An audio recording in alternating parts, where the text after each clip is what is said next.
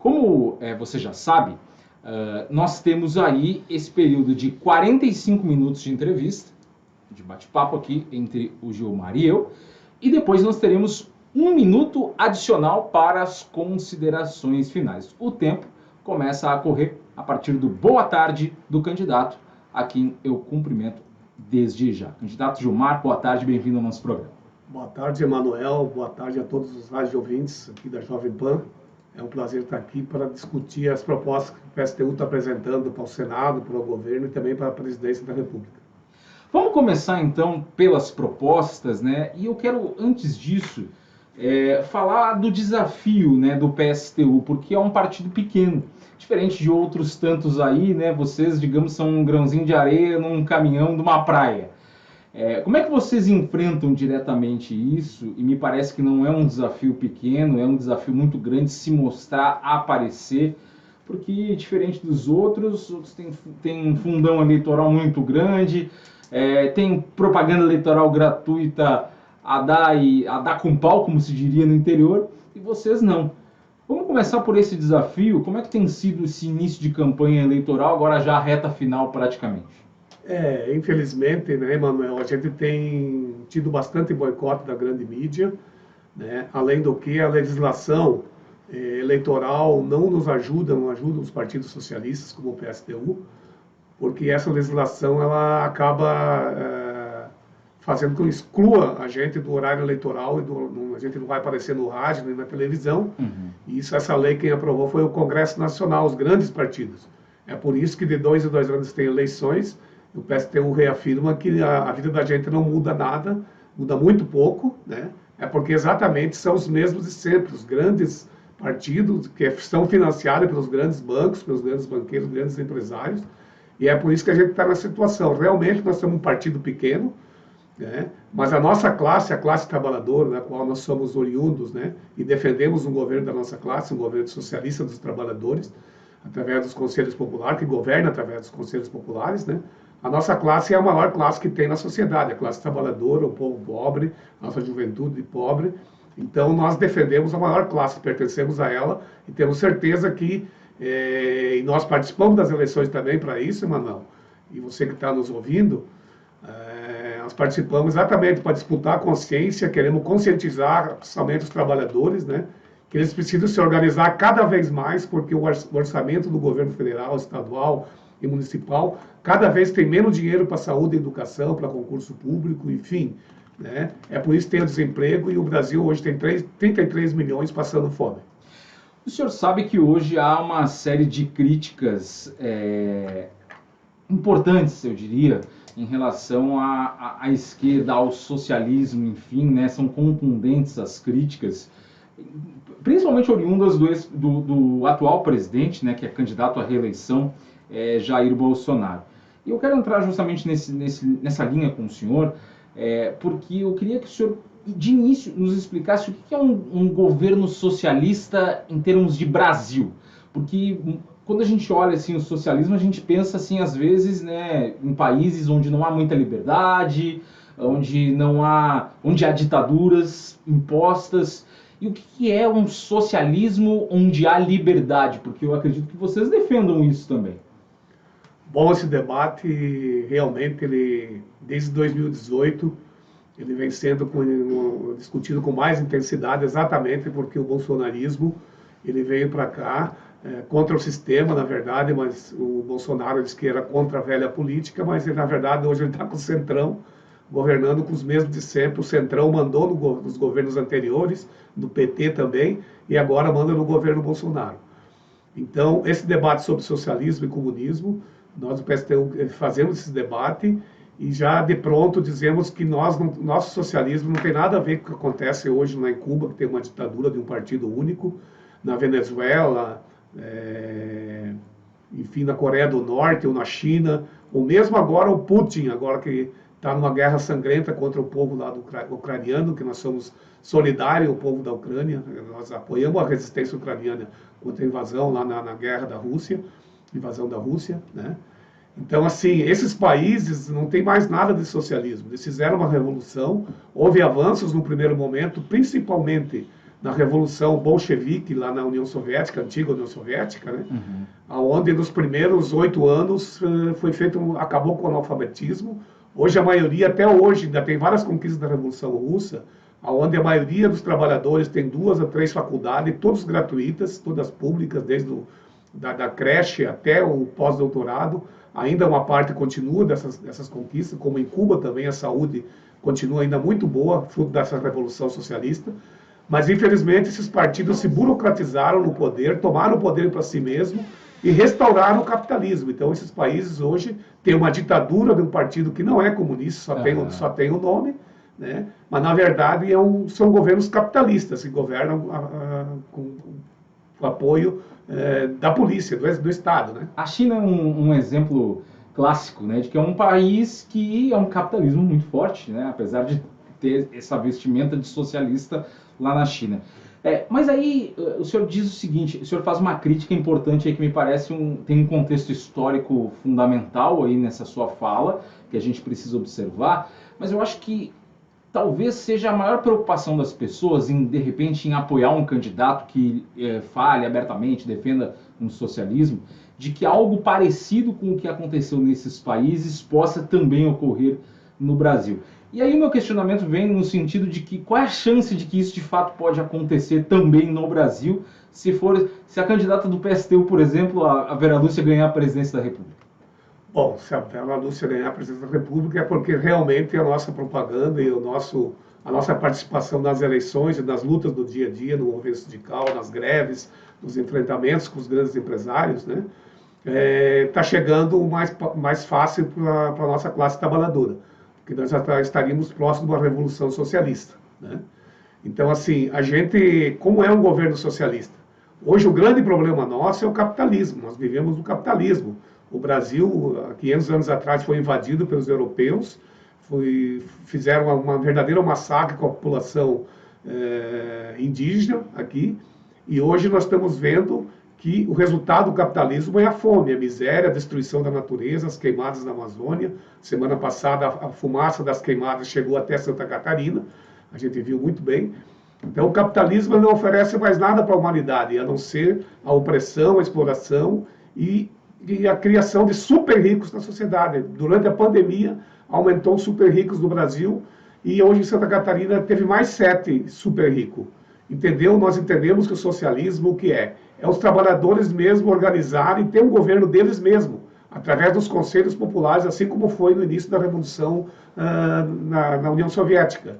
E discutir o orçamento todo do município, do estado e do país, para ver aonde realmente precisa investir esse dinheiro, porque somente a classe trabalhadora sabe aonde investir o dinheiro, porque é ela que produz. A riqueza hoje, Emanuel, ela é toda socializada já, ela é coletiva. Então, o socialismo já tem um pontapé aí com a riqueza produzida pela classe trabalhadora. Então, a gente precisa agora fazer essa riqueza não ser apropriada pelos grandes capitalistas. A riqueza tem que ser apropriada pelos produtores da riqueza, que são a classe trabalhadora. Por isso que nós somos socialistas e acreditamos, não só no Brasil, mas em nível internacional também. Hoje tem muitas greves na Inglaterra, nos Estados Unidos, por causa da inflação que disparou por causa da guerra, né? O desemprego também nesses países. Mesmo os Estados Unidos, que é um país imperialista, né, que nos explora aqui com a dívida externa, esse país também tem centenas de mobilizações, centenas de greves que estão acontecendo, porque a vida lá também está insuportável. Esse é o exemplo que o capitalismo, né, ele está numa situação de barbárie contra a classe trabalhadora. Então, entre a barbárie e do capitalismo, nós preferimos construir um socialismo, controlado pelos trabalhadores, diferente do que é em Cuba, por exemplo, do que é em outros países que não são mais socialistas, mas são capitalistas. Tem uma reflexão importante. Como que o PSTU, por exemplo, que abertamente hoje defende o socialismo, vai passar essa confiança para o eleitor de que, olha, nós somos socialistas e queremos que os trabalhadores tenham maior poder, mas não vai acontecer o mesmo que aconteceu em Cuba, na União Soviética, não vai acontecer o mesmo que aconteceu na Coreia do Norte. Enfim, como é que vocês querem passar essa confiança para o eleitor? Porque hoje há uma desconfiança pelo legado histórico, quer dizer, o socialismo não deu certo ainda nesses países que o senhor nos posicionou aqui. Então, qual é a chance de dar certo aqui? O Bolsonaro, ele fala muito que não quer que o Brasil vire uma Venezuela, mas, na verdade, o Brasil está muito pior que a Venezuela, em termos de desemprego, em termos de... O único problema da Venezuela é que existe uma ditadura também lá. Mas o Bolsonaro também defende uma ditadura militar no Brasil, né? E ele fala muito de socialismo e comunismo somente para queimar, sujar a bandeira, né? Porque o que fez os governos cubanos e os governos agora, lá o Putin, e faz na China, na verdade, é rasgar a bandeira do socialismo, né? Porque lá eles são os governos capitalistas. Então, assim, a confiança dos trabalhadores se faz a partir do momento que eles se entendem como classe, que eles passam a entender que nós somos trabalhadores, nós produzimos a riqueza, e quem produz a riqueza, mais justo que vem administrar essa riqueza, governar. Vamos lá, vou voltar na pergunta. Como que vai se passar essa confiança para o eleitor, que nesse momento está lhe ouvindo, de que é o seguinte, olha, a gente está defendendo um socialismo, mas a gente não quer que aconteça a mesma coisa que aconteceu em outros países.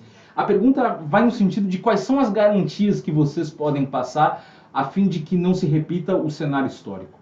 Bom, existe aquele ditado popular que errar é humano, mas continuar no mesmo erro é burrice, né?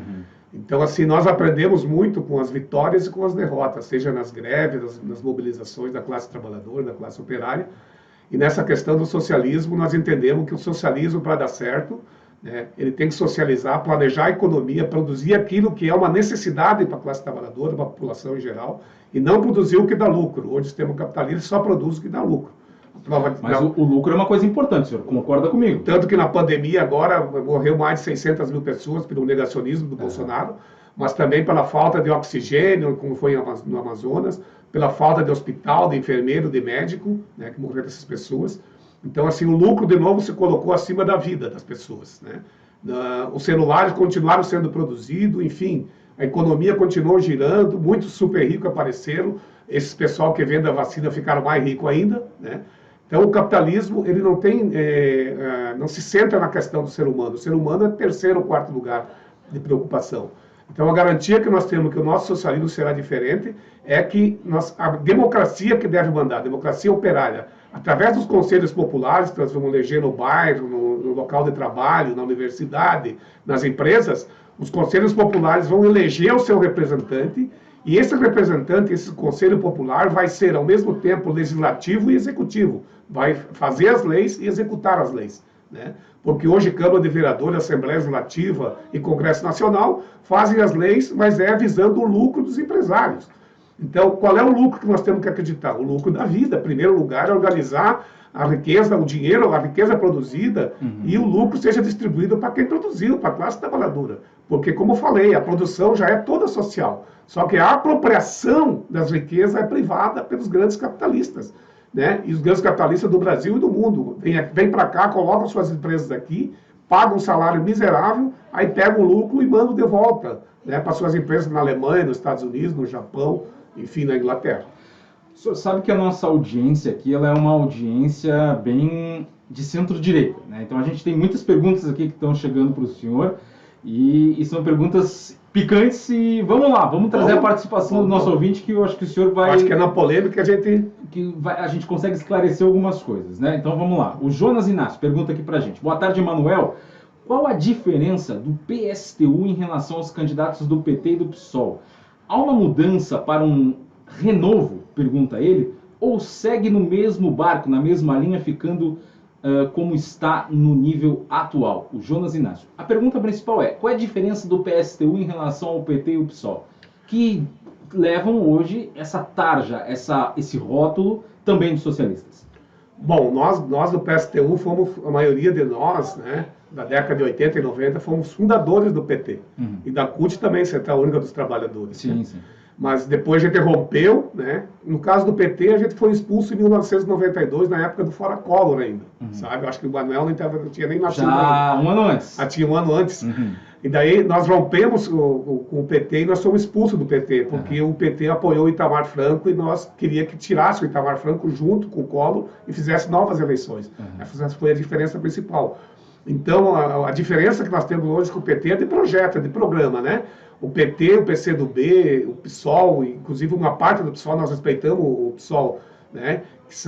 Tem alguns companheiros que estão da esquerda ali, que estão na luta mesmo, mas o pessoal, infelizmente, com a coligação que fez com o PT agora, ele virou um puxadinho grande do PT, né? Abriram mão de ter uma candidatura própria, ou se somar o PSTU, né, numa coligação, para estar junto com o PT para ganhar as eleições. Nós não fizemos esse tipo de aliança, né, para ganhar a eleição. Nós fizemos uma aliança com a classe trabalhadora, com os movimentos sociais. O nosso ponto de apoio é o movimento sindical, o movimento estudantil, o movimento da classe trabalhadora, as greves. Nós apoiamos nisso. Nós defendemos um programa de transição para o socialismo, certo? E não vamos entrar no financiamento da Odebrecht, porque o Norberto Odebrecht tinha no seu bolso, do seu casaco, todos os partidos, mas o PSTU não estava lá. O PSTU não entra em falcatrua e pegar dinheiro de empresário nas campanhas eleitorais. E nós não participamos só da campanha eleitoral para eleger, nós queremos eleger nossos candidatos, nós queremos fortalecer as organizações da nossa classe para fazer uma revolução socialista e mudar de fato a sociedade. Mas, candidato, por exemplo, quando eu lhe perguntei aqui qual a diferença do socialismo que vocês defendem para o socialismo que não deu certo em diversos países, veio uma pergunta aqui nesse sentido, mas com uma outra tônica. Por exemplo, aqui, o Daniel da Fazenda Santo Antônio. Boa tarde, Emanuel. Poderia perguntar ao candidato Gilmar Salgado se ele pode dizer o nome de um país onde o socialismo deu ou continua dando certo? E o que acontece hoje com os países que se dizem socialistas? Acredito que vou passar para o outro lado da vida e não vou entender essa causa. É o Daniel da Fazenda Santo Antônio. Então, onde é que o socialismo está dando certo hoje? Meu caro Daniel, muito boa a sua pergunta. Como falei anteriormente, Cuba, Coreia do Norte, Nicarágua, que eu tinha esquecido de falar, Venezuela, China, a ex-União Soviética mesmo, mas esses países não são mais socialistas faz muito tempo. Existe uma burocracia lá que tem a bandeira ainda do comunismo, mas não tem nada a ver com o comunismo, né? E uma burocracia que restaurou o capitalismo. Então, isso é uma confusão. Você tem razão em ter uma dificuldade de entender isso. A própria burocracia que fez a Revolução instaurou o capitalismo de novo, e hoje existe uma burocracia, né, uma ditadura, na verdade. Na China, ninguém pode fazer uma greve, o sindicalismo lá é proibido, no Brasil, não. Ainda a gente pode organizar as nossas liberdades democráticas, que a gente está lutando hoje no Brasil, porque, infelizmente, o governo Bolsonaro quer acabar com as liberdades democráticas, botando um governo militar. Uhum. Então, assim, a tua pergunta é muito boa, Daniel, porque onde que deu certo? Deu certo em Cuba nos primeiros anos da Revolução e na União Soviética principalmente, né? Lá as mulheres conseguiram, por exemplo, lavanderias públicas, conseguiram restaurantes públicos para diminuir o trabalho doméstico e ter as mesmas condições que os homens, ter uma igualdade com os homens, tanto salarial como no estudo, na cultura e no lazer. Então, e o salário, a organização, principalmente os conselhos populares da União Soviética, controlavam toda a economia. E depois que morreu o Lenin, subiu o Stalin no poder e pegou e começou a perseguir todos os dirigentes do Partido Comunista que eram ligados ao Lenin na época e que não aceitavam que a União Soviética se transformasse numa burocracia e agora se transformasse no capitalismo. Então, eu sei que é difícil de entender, mas a nossa experiência é essa, foi a Revolução Russa. As demais, né, com exceção de Cuba também, que avançou bastante depois da Revolução, mas depois a família Castro também se burocratizou, é uma ditadura no partido único, e o principal do socialismo é planejar a economia para produzir aquilo que é uma necessidade da população, dos seres humanos, e não aquilo que vai dar lucro para enriquecer os capitalistas. Essa é a diferença central. E para haver democracia, os trabalhadores se organizados, que tem que controlar o Estado, controlar os partidos, controlar os governantes, certo? Porque senão vai virar capitalismo também. O senhor mora lá nos ingleses? Onde é que o senhor está morando? Eu moro nos ingleses. Meu vizinho lá, das minhas quebradas. Então. Legal. Então, tem um vizinho nosso que mandou mensagem aqui para fazer uma pergunta para o senhor. O Dinho dos ingleses. Ele diz o seguinte: boa tarde, Emanuel, boa tarde, candidato. O senhor, se eu não me engano, antes de fazer a pergunta aqui, o senhor já foi candidato a prefeito de Florianópolis, não foi? Foi. E que mais que o senhor foi candidato? Candidato a vereador, senador também. Então o senhor está indo de governador. Foi candidato a governador também. Ele pergunta o seguinte: qual o seu principal objetivo na candidatura de senador? Bom, nós de imediato, né, nós do PSTU, Emanuel, nós temos nossa candidata também a presidente da República, que é uma mulher negra, nordestina, que é a Vera Lúcia. e a sua vice também, uma mulher indígena e negra, que é a Raquel Tremembé, e junto com o programa da Vera em nível nacional e o nosso programa para o Senado, nós defendemos imediatamente, né, queremos levar essa luta também para o Senado, junto com a mobilização dos sindicatos, da classe trabalhadora, porque o PSTU é um partido diferente do PT e PCdoB, porque a gente não tem cacique no PSTU. O PSTU é um partido igualitário, onde as pessoas se reúnem, tem uma direção, mas há democracia operária, há centralismo democrático, onde todo mundo faz as coisas e é recompensado por isso nas lutas. Então, a gente entende, né, com a candidatura da Vera e a minha candidatura ao Senado, que a gente precisa imediatamente, para enfrentar a fome de verdade, né, é anular, cancelar, revogar a reforma trabalhista, que foi aprovada no governo Temer. Nós fizemos 2 greves geral, fizemos muitas mobilizações e fomos derrotados nessa famigerada reforma trabalhista. E aí, hoje, essa reforma, que disseram que ia criar 5 milhões de empregos, criou desemprego, criou o trabalhador temporário, o trabalhador que trabalha por bico, sem carteira assinada, sem férias e sem direito à aposentadoria, como são os motoristas de aplicativo, né, que estão hoje aí ganhando só um salário miserável, uma corrida que ganha muito pouco. Então, assim, essa reforma trabalhista é preciso ser cancelada. Outra reforma que o Bolsonaro fez, a reforma da Previdência. Então, o PSTU defende com a Vera para presidente, a minha candidatura, Gilmar Salgado, número 161 para o Senado, a gente defende também a revogação da reforma da Previdência e a duplicação do investimento em saúde e educação, dobrar as verbas agora e investir, né, e tudo isso passa pela discussão na Câmara Federal e também no Senado, e dobrar o valor do investimento em saúde e educação e também investir 10% do produto interno bruto, do PIB, tanto a educação como a saúde. Hoje não chega a 3%, né, o investimento do PIB na educação e na saúde. Ó, tem mais uma pergunta aqui, por exemplo. O Anderson Pereira de Palhoça pergunta o seguinte para o senhor. Candidato, o senhor falou que existem 33 milhões de pessoas passando fome. E ele pergunta como é que o senhor vê a questão do aborto e das drogas. O candidato é a favor ou contra o aborto e as drogas?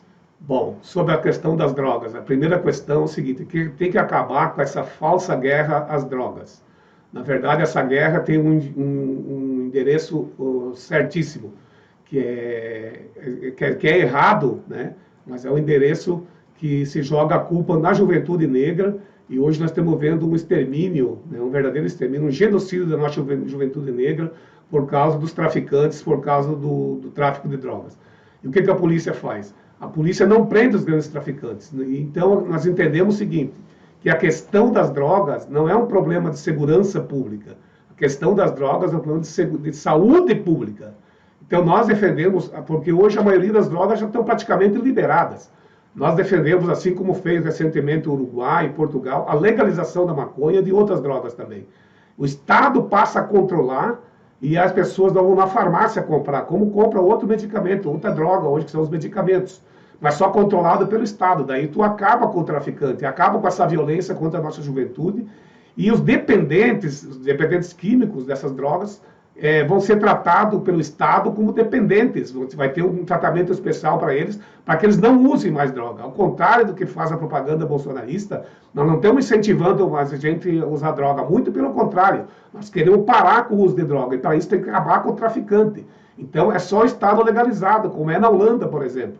É só com as drogas legalizadas, controladas pelo Estado. Daí ele perde o controle da mão dos traficantes armados. Então as drogas, o senhor é a favor à legalização por parte do Estado. Aborto sim ou não?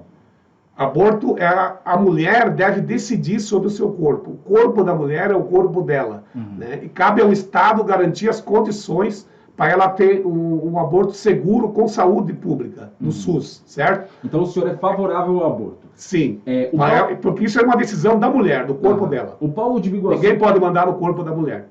Perfeito. Nós estamos aqui com o candidato Gilmar Salgado do PSTU, lembrando que nós começamos ontem as sabatinas com os candidatos ao Senado Federal aqui por Santa Catarina no Jogo do Poder. Você pode mandar mensagem aqui, de preferência, gente, mandem mensagem escrita porque eu estou aqui entrevistando o candidato, estou prestando atenção no que ele está falando, aí não consigo ouvir mensagem de áudio. Então, para vocês ajudarem o apresentador aqui, que está ficando velhinho, assim, não consegue fazer várias coisas ao mesmo tempo, então você manda mensagem aí no WhatsApp escrita, pode ser uma perguntinha curta, 988 37 10 33, não precisa rebuscar muito na pergunta. Vamos lá. O Paulo de Biguaçu pergunta aqui, o senhor fez uma crítica em relação aos patrões que assumem os lucros, enfim. Ele diz assim, quem é o louco que vai produzir para não ter lucro? Ele diz que o comunismo é lindo no papel, na prática não dá certo. E aí eu lhe questiono isso, porque, vamos lá, para você ter uma empresa, tem que ter alguém investindo para a empresa começar e fazer ali, gerar o resultado, enfim. Por que o empregado tem que ficar com lucro se é o patrão que faz o investimento na empresa para que a empresa ande, que a empresa funcione, para que a empresa se modernize? Bom, na verdade, diferente do que é nos ensinado na escola, no dia a dia, nos meios de comunicação, principalmente, na nossa família, a riqueza produzida não é o patrão que produz, é a empresa que produz riqueza. Quem produz riqueza é a classe trabalhadora, os operários da indústria, né, principalmente. Só que uma parte da riqueza, que é a menor parte, vai como salário para o trabalhador. E a maior parte que o trabalhador produziu, que é o lucro, né, esse lucro é apropriado pelo dono da fábrica, isso sim. Então, no começo, pode ter feito um investimento, enfim, pode ser fruto de herança, esse dinheiro que iniciou a fábrica, que iniciou a empresa, mas depois ela se perpetua e o patrão vai ficando rico porque ele continua explorando os trabalhadores, explorando a força de trabalho, paga um percentual muito pequeno, que é o salário, que é uma miséria, hoje o salário mínimo no Brasil é 1.200, e o restante, que é a maior fatia da produção de riqueza, não fica com o trabalhador, não fica com a classe trabalhadora, fica com os capitalistas. Por isso os capitalistas, né, em Bolsonaro, não gostam do PSTU dos socialistas, porque no socialismo não vai existir empresa privada, vai ser tudo estatal, controlada pelos trabalhadores, não vai ser controlada pelo PSTU, a sociedade, não vai ser construída por um partido, vai ser construída pela classe trabalhadora organizada, porque ela que produz a riqueza. Hoje, o senhor defende que tudo seja estatal? Tudo deve ser estatizado. Mas e as empresas privadas, por exemplo? Nós vamos estatizar todas. A Vera, hoje, inclusive, o programa da Vera defende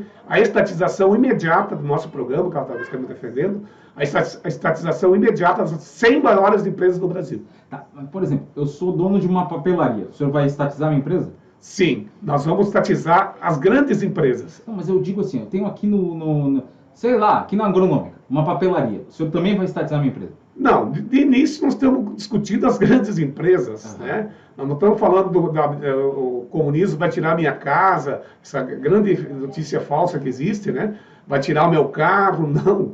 É pensar muito pequeno sobre isso, né? Quem está tirando todo dia as coisas do trabalhador é o capitalismo, isso sim, né? Tirando direito a férias, a 13º, aposentadoria.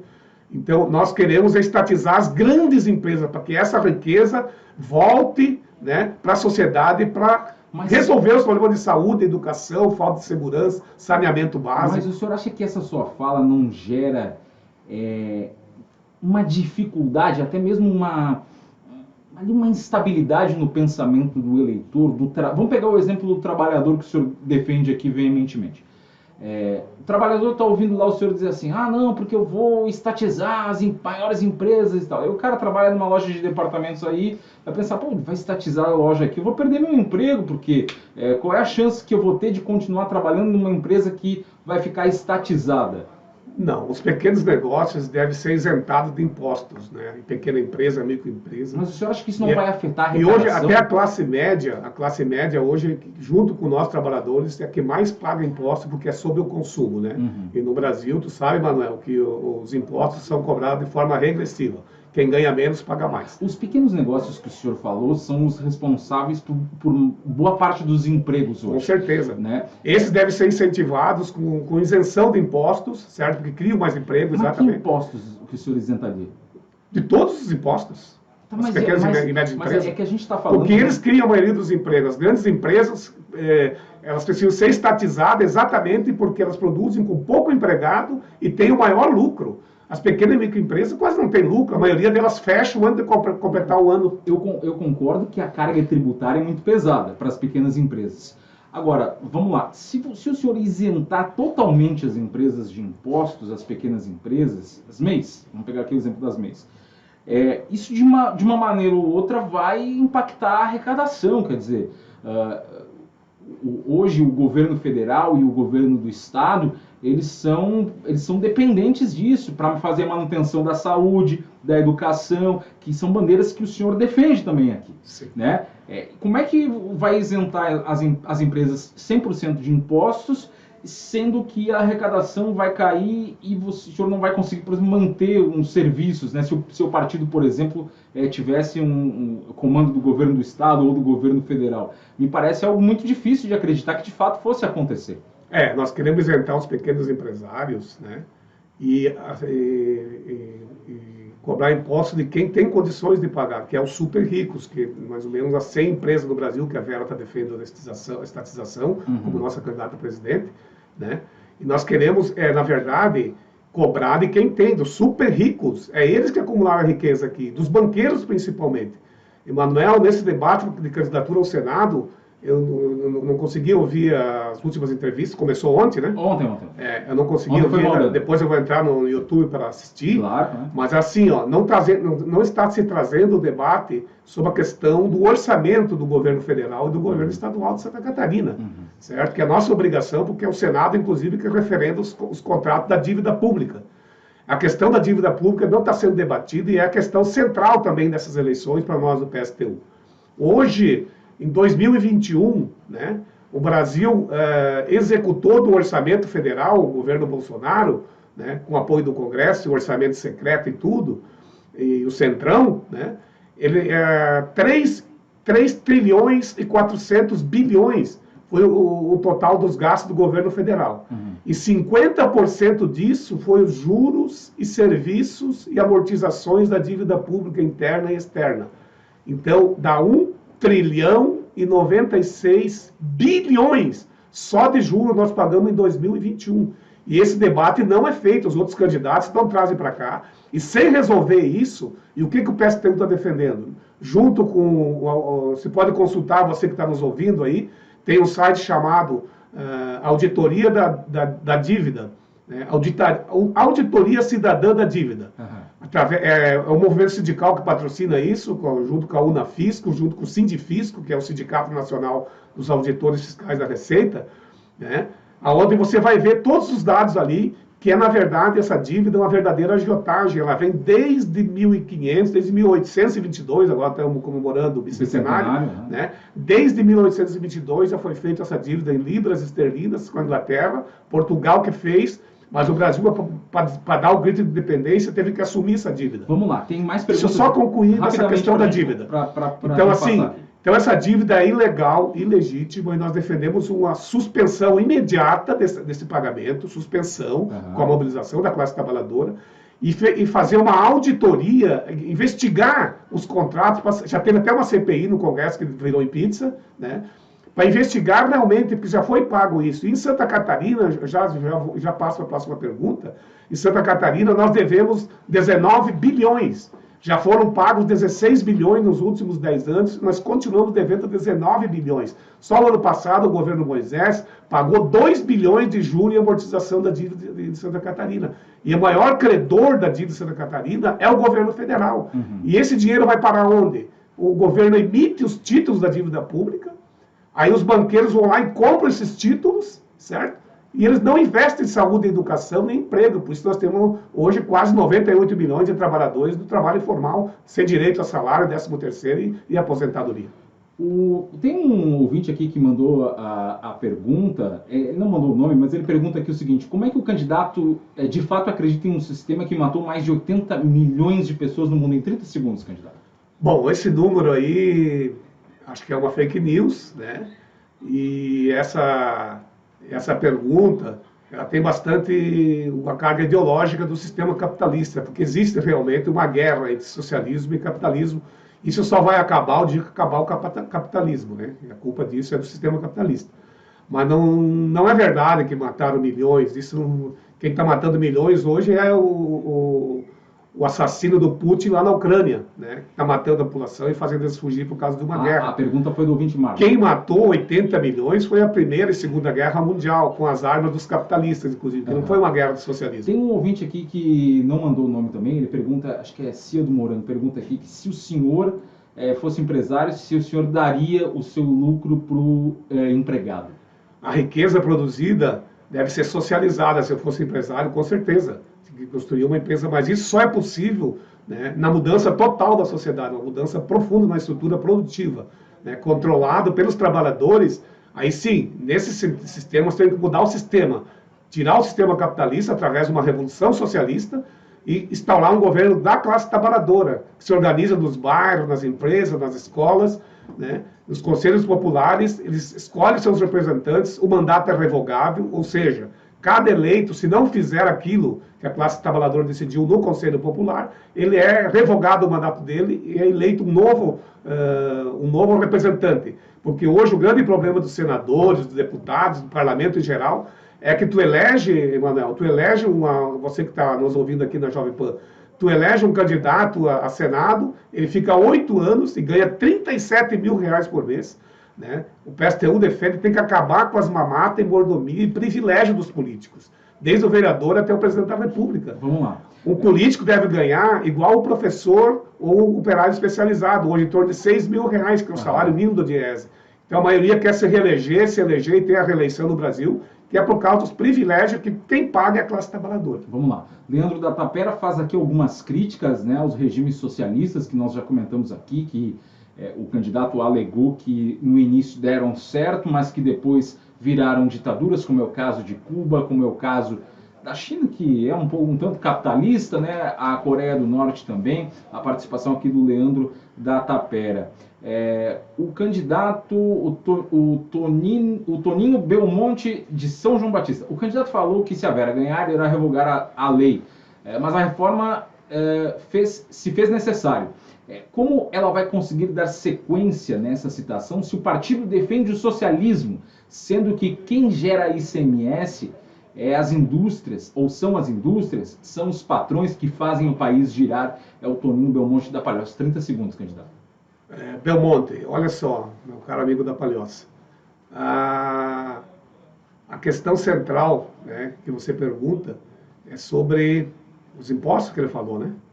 Isso, é que o ICMS é que faz o sistema girar. Então, só para ter uma ideia, 300 milhões a menos Santa Catarina vai arrecadar todos os meses por causa que baixou o preço da gasolina. Eu também gostei, eu também tenho carro, baixou o preço da gasolina, só que esse dinheiro ia para saúde, educação, para contratar enfermeiro, contratar médico, e agora está indo baixar o preço da gasolina até dezembro, depois ele volta.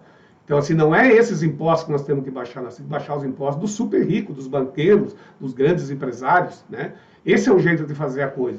E como que nós vamos fazer? Com a Vera, candidata a presidente, revogar a reforma, nós vamos chamar a classe trabalhadora. Porque o maior interesse hoje em revogar essa reforma trabalhista, e a reforma das terceirizações também, que nós somos contra, é da classe trabalhadora, porque nós perdemos direitos, foi muitos direitos da CLT, que tinha mais de 40, 50 anos conquistado, com muita luta, muitas greves, prisões, torturas, enfim, tudo isso foi por lixo com a reforma do Temer, que é defendido pelo Bolsonaro, que é defendido por todos os candidatos. Vamos lá, candidato. O Ricardo, que também anda fazendo a Santo Antônio, ele perguntou que tipo de proposta que o senhor teria aqui para a segurança pública e também para a saúde. Rapidinho, assim, para a gente enlaçar isso. A desmilitarização da PM imediatamente, a eleição dos delegados da PM, os comandantes, pela comunidade, pela população dos bairros, né, para poder ter o controle, mas principalmente hoje a desmilitarização, porque a polícia armada, ela chega nos bairros atirando, muitos morrem de bala perdida, mas a maioria que morre é jovem, negro, e a maioria não tem nada, não tem ficha suja na polícia. E na saúde? Na saúde é dobrar imediatamente os investimentos e investir 10% do produto interno bruto, né, através da candidatura da Vera e da mobilização da classe trabalhadora. Exigir isso na saúde, né, e também construir mais hospitais. Aí precisamos construir um plano de obras públicas. E esse vai ser financiado porque os outros candidatos não dizem de onde vai sair o dinheiro. Então, nós vamos suspender, fazer uma auditoria na dívida externa, nós vamos suspender a isenção de impostos para os grandes empresários. O governo Moisés gastou 6 bilhões Veja bem, você que está nos ouvindo, 6 bilhões no ano passado de isenções a meia dúzia de empresários em Santa Catarina. E pode chegar a 15 bilhões esse ano de 2022. Então, com esse dinheiro é que nós vamos usar na saúde, na educação, construir hospitais, duplicar a BR-282. Eu sou lá do oeste catarinense, viajo direto por essa BR, já vi muitos acidentes, muitas pessoas morrendo, e o governo não duplica, porque não tem dinheiro. Faz mais de 40 anos que são promessas de todos os candidatos à eleição, ao Senado, ao governo, e isso não sai do chão, porque dizem que não tem dinheiro. Dinheiro tem. Santa Catarina é um estado rico, arrecadou, só em fevereiro do ano passado, 4 bilhões, né? E ao ano, em 2021, arrecadou 31 bilhões. Vamos lá, Luciana Ramos da Palhoça. Boa tarde, Manuel. Ele quer taxar os super ricos, porém essas empresas vão sair do Brasil, vão movimentar dinheiro fora do Brasil. Está alertando aqui a Luciana Ramos da Palhoça. Me parabeniza aqui também pelo aniversário. Obrigado, Luciana, pela gentileza. Deixa eu ver aqui quem mais. Muita gente mandando. E, aliás, de antemão, se eu não conseguir responder alguém aqui e gerar a pergunta de alguém, vocês me desculpem aqui antecipadamente, porque o tempo já está curto, faltam 5 minutos de entrevista aqui com o candidato. Deixa eu ver quem mais aqui. Boa tarde. O nobre candidato não gerou emprego nenhum durante a vida dele para falar essas coisas. O ouvinte aqui que não mandou o nome, deixa eu ver se tem nome, o Sandro. O senhor já deu emprego para alguém ou não? Nunca fui empresário, nem pequeno empresário, né? E os que geram emprego, na verdade, não são os empresários, né? É a riqueza que é produzida pela própria classe trabalhadora. Os empresários só se apropriam da riqueza que nós produzimos. É assim que funciona a sociedade capitalista. Por isso que tem uma minoria de super ricos e uma maioria de pobres, miseráveis, desempregados, subempregados, né? Morando na favela, morando sem condições, passando fome, sem nada na geladeira para comer. E a culpa de tudo isso é do governo Bolsonaro, sim, mas também do sistema capitalista. O Padilha manda abraço aqui pelo meu aniversário. Obrigado, Padilha. E ele pergunta aqui o seguinte... Emanuel, o seguinte, gostaria de que o candidato citasse do partido dele que renunciou ao salário, como ele mesmo diz, que deveria ser feito, que os políticos deveriam receber somente salário base de 6 mil. Algum candidato eleito aí do PSTU já renunciou ao salário?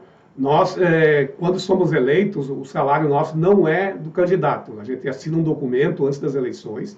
Se caso eu for eleito senador, o salário meu será de 37 mil, para vocês terem uma ideia, o privilégio que é que nós temos que acabar com isso. O capitalismo só gera privilégio para poucas pessoas, um punhado de pessoas. Então, assim, se eu for eleito Senado, esses 37 mil não vai para o partido, não vai para mim, meu salário, a minha conta. Eu vou continuar ganhando, eu sou aposentado, vou continuar ganhando o que eu ganho de aposentadoria, e esse salário vai ser administrado pelo partido para apoiar as greves da classe trabalhadora, organizar sindicatos novos, enfim. Diferente de outros partidos, a gente não enriquece no PSTU, nós ajudamos a financiar o partido. O Leonardo da Palhoça quer saber o seguinte, onde é que fica a liberdade individual de cada um na ideia de país do PSTU, se tudo é controlado pelo governo socialista? Então, a democracia é a principal questão central do socialismo. Se não, foi isso que aconteceu com as ditaduras, que aconteceu em Cuba, na Nicarágua. Se não houver democracia, não há socialismo. Tem que ter democracia, a liberdade, né, de se organizar, de falar, de se manifestar, de ser um ser humano livre. Isso é socialismo. Ser um ser humano livre, que hoje no capitalismo, a maioria tem muitos trabalhadores fugindo do Brasil, indo para os Estados Unidos, porque não aguentam mais esse país. Né? Só não foge que não tem as condições, por causa do capitalismo. Então, é isso que a gente quer dizer, deixar claro, né? Que esse debate sobre socialismo e capitalismo ele é importantíssimo. E não havendo democracia, por isso que os sistemas viraram capitalista. Que não existe democracia no capitalismo. Hoje é uma democracia para meia dúzia. Né? Nós temos nas eleições, nós defendemos as liberdades democráticas, o direito de votar, de ser eleito. Vamos lá, que faltam 2 minutos ainda. O Júnior de Biguaçu, como é que o senhor vai selecionar os cargos comissionados se o senhor for eleito? Porque ele faz críticas aqui em relação ao que o senhor falou, da legalização das drogas, enfim, e ele pergunta se o senhor vai distribuir os cargos para os correligionários. De forma nenhuma. Eu sou funcionário aposentado da CASAN, Companhia Catarinense de Água e Saneamento. Né? Fui sindicalista há muitos anos, lutamos contra as privatizações da CASAN, da Celesc, do Banco do Brasil, da Caixa Econômica, da Petrobras. Né? E ali, nessas empresas, tem um problema gravíssimo, que as diretorias das empresas são indicadas pelos governos eleitos. E para que elas são indicadas? Para escolher os seus puxa-saco, cargos comissionados. Nós temos que acabar com os cargos comissionados. Isso é uma vergonha para nós. E quem paga isso é a classe trabalhadora, através da tarifa, através dos impostos, sabe? Então, o cargo comissionado do PSTU tem que acabar, tem que ser eleito e ter o mínimo possível. E não cada parlamentar que se elege, por exemplo, o senador, ele tem direito a mais de 30 assessores. Isso é um absurdo, enquanto as pessoas estão passando fome e ganhando salário mínimo de 1.200. Esse capitalismo não dá para aceitar. Faltam 45 segundos ainda. O Edson pergunta, que tipo de celular que o senhor tem? Se é iPhone ou Android? Como é que o senhor defende tanto o socialismo se o telefone celular, por exemplo, é feito pelo capitalismo? Tudo é feito pelo capitalismo, mas pelas mãos da classe trabalhadora. Não é os empresários que constroem nada. Eles simplesmente nos contratam, nos exploram, pagam uma parte do nosso salário e a maior da parte é acumulada. É por isso que existem os super ricos e a grande maioria é miserável no sistema capitalista.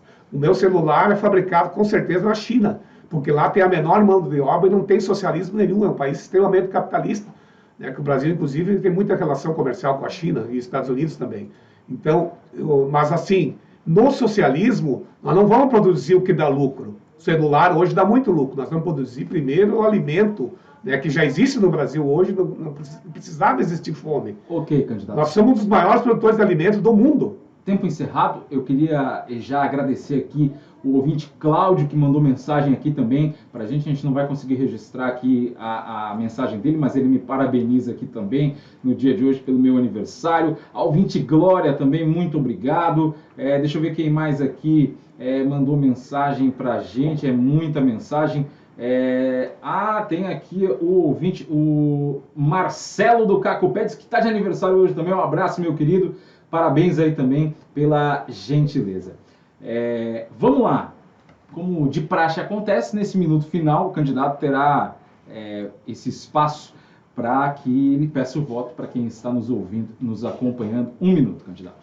Muito bem. O meu nome é Gilmar Salgado, sou candidato a senador, número 161, pelo PSTU. Nós também temos a nossa candidata a presidente, que é a Vera Lúcia, né? E sua candidata a vice é uma indígena, que é a Raquel Tremembé. A Vera é uma nordestina, negra, mulher de luta, socialista. Nossos candidatos a deputado estadual, né, vota 16, candidato a deputado federal, vota 16, contra burguês, vota 16. E nós precisamos do voto de vocês, trabalhadores, da classe trabalhadora, para fortalecer ainda mais a nossa luta, porque, como falei anteriormente, o dinheiro dos nossos impostos que nós pagamos à classe trabalhadora, ele vai metade para pagar a dívida a meia dúzia, um punhado de banqueiros. E é por isso que a nossa vida não muda, de 2 em 2 anos tem eleições. Então nós queremos o seu voto, vote 16, vote no PSTU e venha para o PSTU, venha construir uma ferramenta, uma alternativa para construir uma revolução socialista no Brasil, e aonde a classe trabalhadora que vai dar as cartas, vai se organizar nos conselhos populares e vai repartir as riquezas produzidas por nós, vai ser repartida para todo mundo e não vai haver fome nem miséria e nem falta de democracia.